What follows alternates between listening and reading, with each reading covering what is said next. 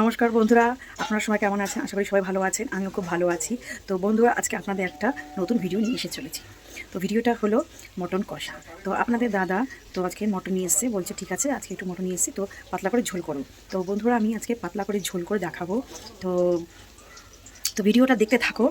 আর ভিডিওটা যদি ভালো লেগে থাকে তোমাদের, তাহলে অতি অবশ্যই লাইক, শেয়ার, কমেন্ট করবেন আর সাবস্ক্রাইব করবেন। বন্ধুরা, তোমাদের দাদা মাটন নিয়ে এসেছে। তো মাটনটা আমি ধুয়ে রেখে দিয়েছি। এবার আমি কড়াই বসিয়েছি, কড়াইতে তেল দিয়ে তেলটা একটু গরম হয়ে গেলে আমি আলুগুলো ভেজে নেবো, মাংসের আলুগুলো। তো দেখো আমি লাল লাল করে ভেজেছি। তোমরা এইভাবেই লাল লাল করে ভাজবে। তো বন্ধুরা, আমি আদা, রসুন আর পরিমাণ মতো আমি লঙ্কা নিয়ে নিয়েছি। তোমরা যে পরিমাণে লঙ্কা খাও, মানে ঝাল খাও, সে পরিমাণে তোমরা ঝালটা নিয়ে নেবে। আর টমেটো নিয়েছি। তোমরা টমেটো দিতেও পারো, নাও দিতে পারো। যারা খাবে তারা দিতে পারো, আর যারা না খাবে তারা দিও না। তো বন্ধুরা, আমার আলুটা ভাজা হয়ে গেছে। এবার আমি তুলে নেব।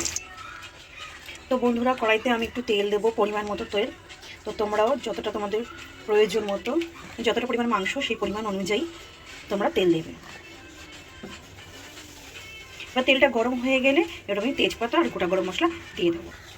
তো বন্ধুরা, তেল আমার গরম হয়ে গেছে। এবার আমি গোটা গরম মশলা আর তেজপাতা আমি দিয়ে দেবো। দেওয়া হয়ে গেলে এবার আমি পেঁয়াজগুলো দেবো, মানে কুচি কুচি করা পেঁয়াজ। এই যে বন্ধুরা, আমি পেঁয়াজ কুচি দিয়ে দেবো।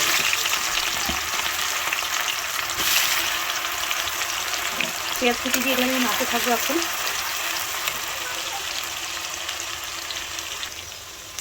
এবার আমি এর মধ্যে নুন দিয়ে দেবো, পরিমাণ মতো নুন।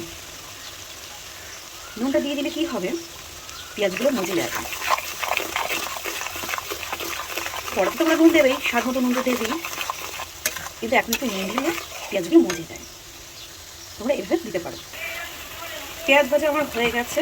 এখন আমি আদা রসুন বাটা দিয়ে দেবো। তো বন্ধুরা, আমি কাঁচা লঙ্কাটাই পছন্দ করি, গুঁড়ো লঙ্কাটা না আমি ঠিক পছন্দ করি না। আর গুঁড়ো লঙ্কাটা এমনিতে খাওয়া উচিত না।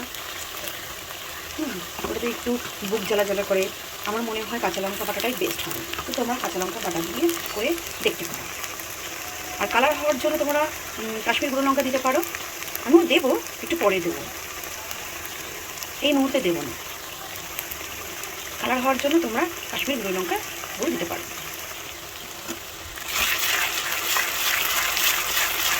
তো বন্ধুরা, দেখতেই পাচ্ছ আমি হালকা হালকা হাতে কিন্তু দিয়ে নাড়ছি। এইভাবে নিয়ে গেছে মশলাটাকে কষিয়ে নেবো। তো বন্ধু, কিছু মনে করো না, আমি মাঝে মাঝে তুমি বলছি, আবার হলো আপনিও বলছি। দেখো, তোমরা তো আমার বন্ধু, তোমরা সবাই আমার বন্ধু। তো একটা ফ্যামিলির মতো।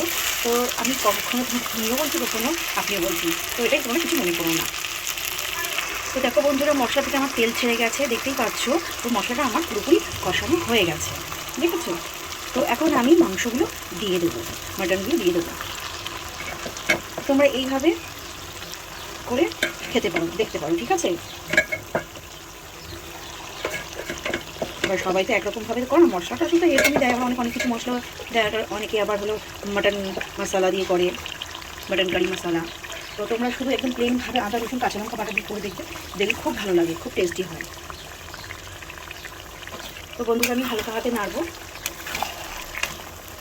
তো এবার আমি এটাকে কষে থাকবো। মোটামুটি এটা আমাকে 1 থেকে 1.5 ঘন্টা আমাকে কষিয়ে যেতে হবে। তো বন্ধুরা, একটা কথা বলি, এই মাটনটাকে তোমরা হালকা একদম মানে একদম লো ফ্লেমে দিয়ে তো তোমরা একদম ঢেকে ঢেকে আস্তে আস্তে এটা রান্না করবে, কষাবে, দেখবে এর টেস্ট খুব ভালো হয়।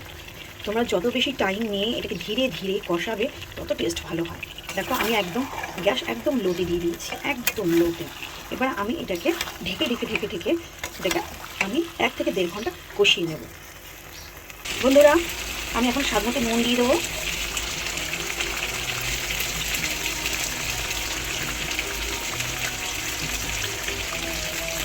এবার দেখো, এটা হলো পরিমাণ মতো কাশ্মীর গুঁড়ো লঙ্কা। এটা জাস্ট কালার হওয়ার জন্য। আর তোমরা যদি লাল কাঁচা লঙ্কা দিতে পারো, তাহলে তো কালারটা এমনিই চলে আসবে। তো কাশ্মীর গুঁড়ো লঙ্কা দিতেই লাগবে না, ওটা প্রয়োজনই হবে না। তো দেখো, আমি কাশ্মীর গুঁড়ো লঙ্কা দিয়ে দিলাম প্রয়োজন মতো। ব্যাস, এটা এবার আমি মটনটাকে কষাতেই থাকবো। তো তোমরা হালকা হাতে কষাতেই থাকবে। 1-1.5 ঘন্টা কিন্তু লাগে বন্ধুরা। যত কষবে তত তার টেস্ট খুব দারুণ হবে। মাংস কালারটা দেখেছো কেমন লাল এসেছে, কত সুন্দর ভালো লাগছে। দেখতেই পাচ্ছ বন্ধুরা মাটনের কালারটা কত সুন্দর এসেছে। আমি হলুদ দিয়ে দিচ্ছি, তো আমি দিয়ে দিলাম 2 চামচ। তো তোমরা প্রয়োজন মতো 3 চামচও দিতে পারো, কোনো অসুবিধা নেই। তারপর আমি কিছুক্ষণ নেড়ে ছেড়ে 5 মিনিট মতো কষিয়ে নিয়ে তারপরে আমি গরম জল দিয়ে দেবো। আর বন্ধুরা অতি অবশ্যই গরম জল দেবেন, ঠান্ডা জল কখনোই দেবেন না। আর যদি নিচে লেগে যায় তাহলে হালকা হালকা একটু জল দেবেন, ঠিক আছে? সেদিকে খেয়াল রাখবেন, কারণ নিচে যদি লেগে যায় সেটা ভালো লাগবে না। হালকা হালকা করে জল দেবেন, জল দিয়ে একটু নাড়াচাড়া দেবেন, নাড়াচাড়া করে আবার ঢেকে রাখবেন। আমি এখন মাটনে গরম জল দিয়ে দেবো। এই দেখো গরম জল, এবার গরম জলটা আমি ঢেলে দেবো। তো তোমরা অতি অবশ্যই কিন্তু গরম জল দেবে, কখনো ঠান্ডা জল দেবে না। তো আমি পরিমাণ মতো গরম জল দিয়ে দিলাম। এবার মাটনটা ফুটবে, 30 মিনিট ফোটা হয়ে গেলে মাংসতে আলু দিয়ে দিয়েছি। এবার দেখবো আলু নরম হয়েছে কিনা। দেখো আমার মাংসটা হয়ে গেছে, আলুটাও গলে গেছে, আর মাটনটাও আমার গলে গেছে। মাটনটা রেডি হয়ে গেছে। এবার হলো আমি গরম মশলাই দিয়ে দেবো। তো বন্ধুরা, তো আমার মাটন পাতলা ঝোল আমার পুরোপুরি রেডি। তো বন্ধুরা, আমার ভিডিওটা আমি এখানে শেষ করছি।